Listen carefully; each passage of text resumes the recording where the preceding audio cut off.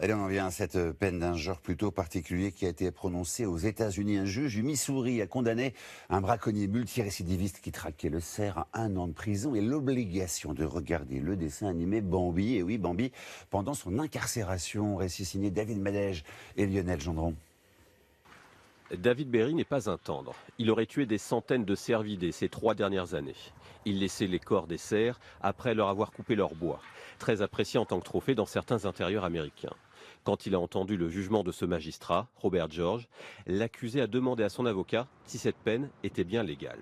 Ça l'est. À partir du moment où ça n'est pas anticonstitutionnel, et puis à partir du moment où ça n'est pas interdit, c'est autorisé, donc le juge a toute latitude pour infliger ces peines.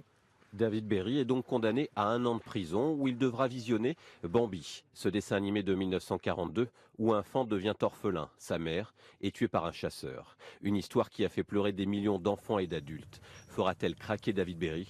En tout cas, le jugement est précis. Le premier visionnage doit avoir lieu avant le 23 décembre 2018 et ensuite au moins une fois par mois. Incroyable pour nous, ce type de sentence n'est pas rare aux États-Unis. Pour prendre un exemple, dans l'Oklahoma, un accusé qui risquait un mois de prison a eu la possibilité entre 1 mois de prison ou écouter de la musique classique pendant 20 heures. Et cela parce qu'il avait écouté du rap trop fort. Finalement, au lieu de la prison, ce fut une amende ou de la musique classique. Il a choisi l'amende.